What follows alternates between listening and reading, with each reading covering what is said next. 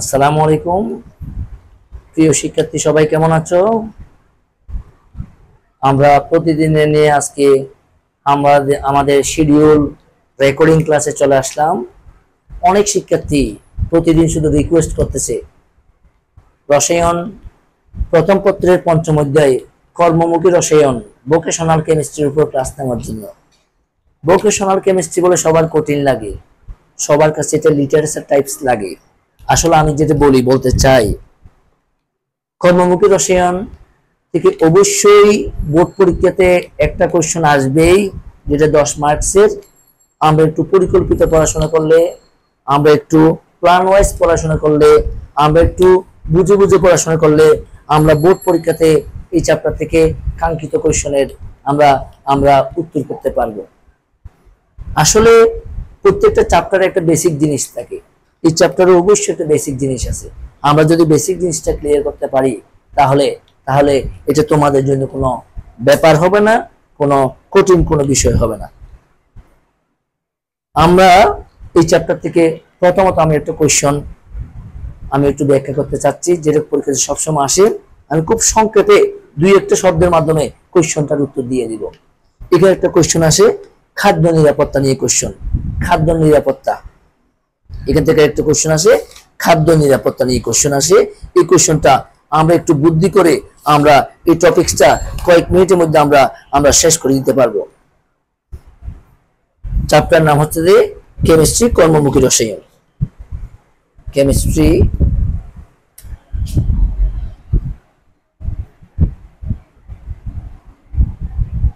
Chapter 5, chemistry 1, chapter 5 vocational chemistry. Vocational chemistry তারপরে কর্মমুখী রসায়ন। প্রিয় শিক্ষার্থী, খাদ্য সংরক্ষণ নিয়ে আমরা টপিকসটা পড়বো। খাদ্য নষ্ট হওয়ার কারণ। খাদ্য, এই কোশ্চেনটা সবসময় পরীক্ষাতে আসে, খাদ্য নষ্ট হওয়ার কারণ। প্রিয় শিক্ষার্থী, খাদ্য নিরাপত্তা, খাদ্য নষ্ট হওয়ার কারণ তোমরা আসলে খুব ভালোভাবে জানো, তোমরা আমাদের চেয়ে ভালো জানো। এটা দৈনন্দিন আমাদের বাসা বাড়িতে খাবার নষ্ট হয়। আমরা যদি খাদ্য কেন নষ্ট হচ্ছে সেই কারণটা জানি, আমরা নিশ্চয়ই খাদ্য নষ্ট না হওয়ার কৌশলগুলো আমরা বলতে পারবো। সর্বপ্রথম আমরা একটু টেকনিক্যালি এই কোশ্চেনটা একটু উত্তর করতে চাই। আমি তিনটে শব্দের মাধ্যমে, আমি তিনটে পয়েন্টের মাধ্যমে আমি খাদ্য নষ্ট হওয়ার কারণটা আমি তোমাদের সামনে উপস্থাপন করতে চাই। নাম্বার 1, খাদ্য নষ্ট হওয়ার নাম্বার 1 কারণ জীবাণু। নাম্বার 1 কারণ কি? জীবাণু। প্রিয় শিক্ষার্থী, আমরা অবশ্যই জানি খাদ্য যখন কোনো জীবাণু দ্বারা এফেক্টেড হয়, আক্রান্ত হয়, তখন অবশ্যই খাবারটা নষ্ট হয়ে যায়। প্রিয় শিক্ষার্থী, আমরা জীবাণু বলতে জিনিসটা আমাদের কাছে ক্লিয়ার হয় না, আমরা একটু কৌশলভাবে পড়বো। জীবাণু বলতে আমরা অবশ্যই বুঝবো আমরা ব্যাকটেরিয়া। জীবাণু বলতে আমরা বুঝবো ইস্ট। জীবাণু বলতে আমরা বলবো মোর্স। তাহলে আমরা জীবাণু বলতে এখানে কাকে বলে দিব? আমরা জীবাণু বলতে বলবো ব্যাকটেরিয়া,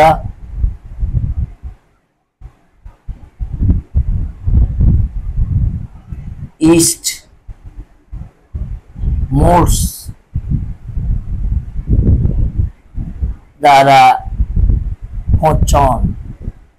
প্রিয় শিক্ষার্থী, মানে জীবাণু দ্বারা পচন, যে কথা জীবাণু বলতে আমরা কাকে বুঝবো? জীবাণু বলতে আমরা বুঝবো ব্যাকটেরিয়া। জীবাণু বলতে বুঝবো আমরা ইস্ট। এখানে আমরা বলবো মোর্স। আমরা মনে রাখার জন্য আমরা শুধু একটা অক্ষরকে আমরা সবচেয়ে বেশি গুরুত্ব দিব, যাকে আমরা বলবো জীবাণু। জীবাণু দ্বারা পচন। নাম্বার টু পয়েন্ট আমি যেটা বলতে চাচ্ছি, আমরা অবশ্যই জানি অক্সিজেন দ্বারা জারণ। অক্সিজেন দ্বারা জারণ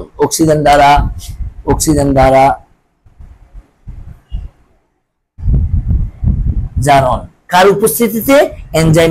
এনজাইমের উপস্থিতিতে। অক্সিজেন দ্বারা জারণ এনজাইমের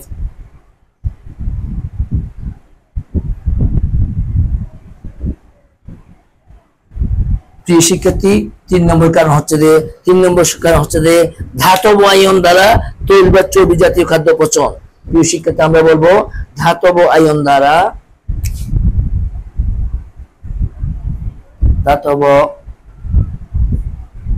দ্বারা তৈল বা চর্বি জাতীয় খাদ্যের পচন। প্রিয় শিক্ষার্থী আমরা এখানে ধাতব আয়ন বলতে আমরা এখানে 3টা আয়নকে বুঝি। আমরা এখানে ধাতব আয়নকে সবচেয়ে বেশি গুরুত্ব দিব। আমরা ধাতব আয়ন বলতে বুঝবো আমরা ফেরাস আয়ন, ধাতব আয়ন বলতে আমরা বুঝবো ফেরিক আয়ন, ধাতব আয়ন বলতে আমরা বুঝবো কপার আয়ন। প্রিয় শিক্ষার্থী আমরা অবশ্যই বলতে পারি ধাতব আয়ন Fe2+ ফেরাস আয়ন, ধাতব ion Fe3+ ion ferric ion, ধাতব আয়ন কপার 2+ আয়ন দ্বারা তৈল বা চর্বি জাতীয় খাদ্যের পচন। এই আক্রমণ হলে অবশ্য খাদ্য বা খাবার নষ্ট হয়ে যায়। এবং এগুলো রক্ষা করার কৌশল কি? আমরা বলবো যে রক্ষা করার কৌশল হচ্ছে যেসব পয়েন্টগুলো আমরা পয়েন্ট আউট করলাম তাদের বিরুদ্ধে কাজ করা, অর্থাৎ অনুকূল পরিবেশ দরকার। অর্থাৎ আমরা কি বলবো, খাদ্যদ্রব্য সংরক্ষণের কৌশল হবে যে নষ্ট না হওয়ার কারণ হবে যে উপযুক্ত পরিবেশ। আমরা এখানে কি বলবো, উপযুক্ত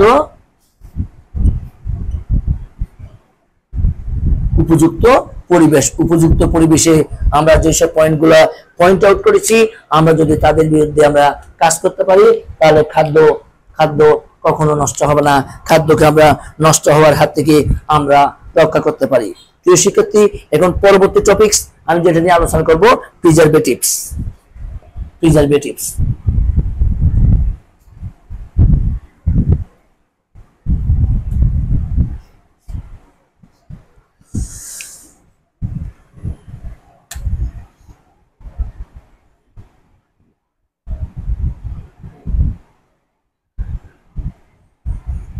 প্রিয় শিক্ষার্থী তোমরা জানো প্রিজারভেটিভস দুই প্রকার। আমরা বলবো ন্যাচারাল, কেমিক্যাল অথবা আর্টিফিশিয়াল। প্রিয় শিক্ষার্থী অথবা আর্টিফিশিয়াল প্রিজারভেটিভস। ন্যাচারাল বলতে আমরা যাদেরকে বুঝবো, আমরা ন্যাচারাল বলতে আমরা বলবো খাদ্য লবণ, ন্যাচারাল বলতে আমরা বলবো সরিষার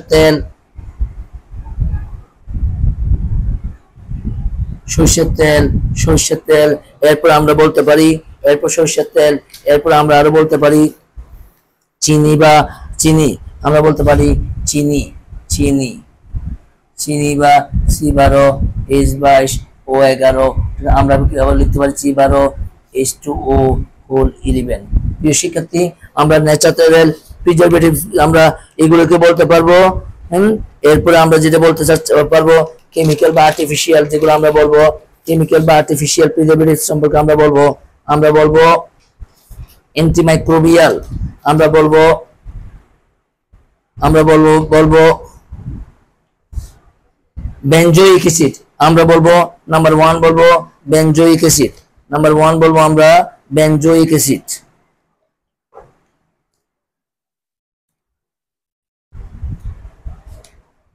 প্রিয় শিক্ষার্থী আমরা যেটা বলবো আমরা একটু বুঝে পড়তে চাই। নাম্বার 1 আমরা एग्जांपल হিসেবে দিব, নাম্বার 1 দিব বেনজোইক অ্যাসিড। বেনজোইক অ্যাসিড আমরা বলতে পারি। এরপর আমরা বলতে পারি আমরা সোডিয়াম বেনজোয়েটের মিশ্রণ, এবং আমরা বলতে পারি সাইট্রিক অ্যাসিড।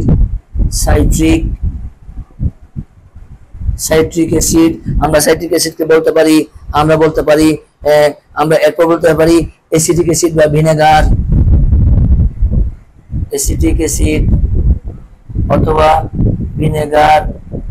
অথবা সিরকা অথবা ইথানোয়িক অ্যাসিড।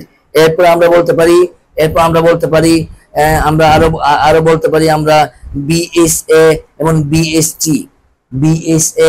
আমরা 4 বলতে পারি, আমরা BSA, আমরা 5 বলতে পারি BST এরপর আমরা বলতে পারি আমরা ইডি ইডি টিএ।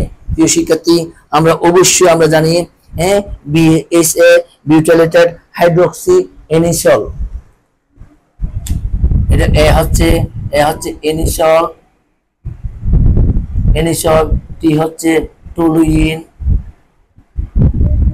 বি হচ্ছে বিউটাইলেটেড, এইচ হচ্ছে হাইড্রোক্সি। প্রিয় শিক্ষার্থী এটা হবে বিউটাইলেটেড, এটা হবে hydroxy toluene, butylated hydroxy toluene. EDT কে আমরা বলবো ethylene diamine tetra acetic acid, আমরা বলবো ইথিলিন, ইডি আমরা বলবো ethylene, ethylene diamine diamine tetra tetra acetic acid. প্রিয় শিক্ষার্থী এগুলোকে আমরা রাসায়নিক প্রিজারভেটিভস হিসেবে আমরা উল্লেখ করতে পারবো। প্রিয় শিক্ষার্থী এরপরে টপিকটা মোস্ট ইম্পর্টেন্ট, যেটা প্রতিবারেই বোর্ড পরীক্ষায় আসবে। আমরা একটু মনোযোগ দিয়ে করলে আমরা ইনশাআল্লাহ এই চ্যাপ্টার থেকে আমরা একটা সিকিউ আমরা অ্যান্সার করতে পারবো।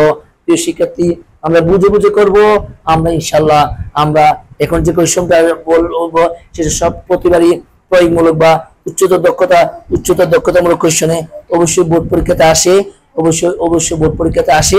প্রিয় শিক্ষার্থী সবাই দেখো মল্ট ভিনেগার পদ্ধতিতে ভিনেগার প্রস্তুতি।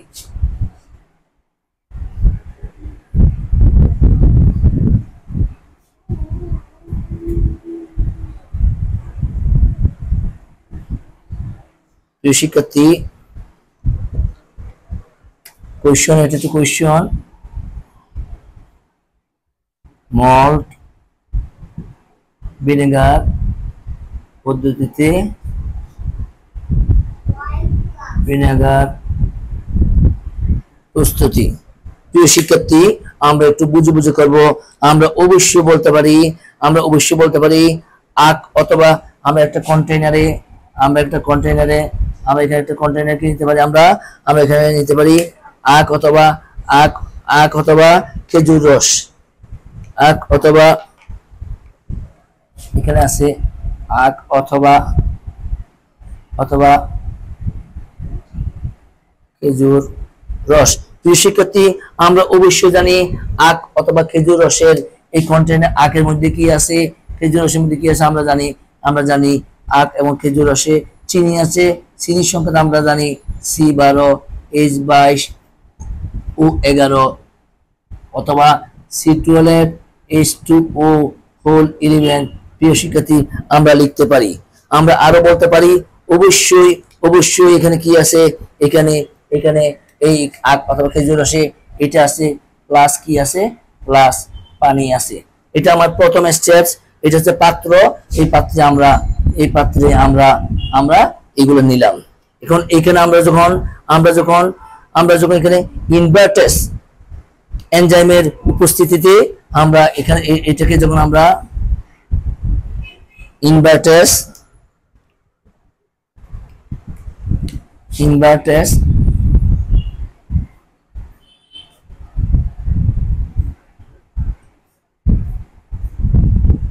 এনজাইমের উপস্থিতিতে আমরা 37 ডিগ্রি সেলসিয়াস তাপমাত্রায় প্রিয় শিক্ষার্থী আমরা কি পেতে পারি, আমরা ইনভার্টার চিনি পেতে পারি C12 H22 O11 আমরা পেতে পারি। আমরা এটাকে থেকে ভেঙে আমরা কি পেতে পারি, আমরা চিনি পেতে আমরা ইনভার্টার চিনি C6 H12 O6 আমরা ইনভার্ট চিনি আমরা পেতে পারি।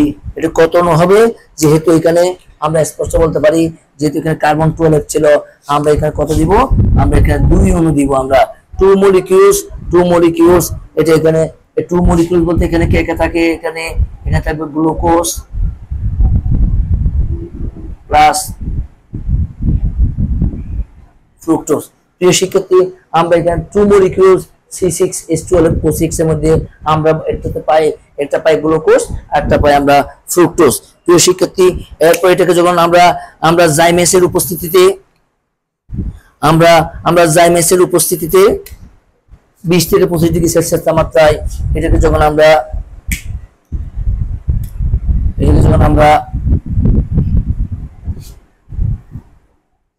আমরা জাইমেসের উপস্থিতিতে 20 থেকে 25 ডিগ্রি সেলসিয়াস তাপমাত্রায় 20 থেকে 25 ডিগ্রি সেলসিয়াস তাপমাত্রায় প্রিয় শিক্ষার্থী আমরা কি পেতে পারি? আমরা আমরা ইথানল, আমরা CH3 CH2 OS বা ইথানলের 10 থেকে 15% আমরা পেতে পারি। 10 থেকে 15% দ্রবণ আমরা পেতে পারি, 10 থেকে 15% দ্রবণ। এরপর জাইমেসের উপস্থিতিতে আমরা আমরা আমরা আমরা আমরা অক্সিজেনের উপস্থিতিতে এসিটোব্যাক্টের এনজাইমের উপস্থিতিতে জারণ করলে আমরা অক্সিজেনের উপস্থিতিতে এটাকে অক্সিজেনের উপস্থিতিতে এসিটোব্যাক্টর এর এসিটোব্যাক্টর এনজাইমের উপস্থিতিতে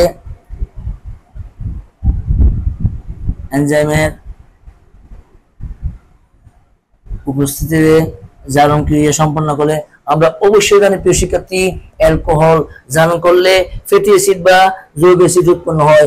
আমরা কি পেতে পারি?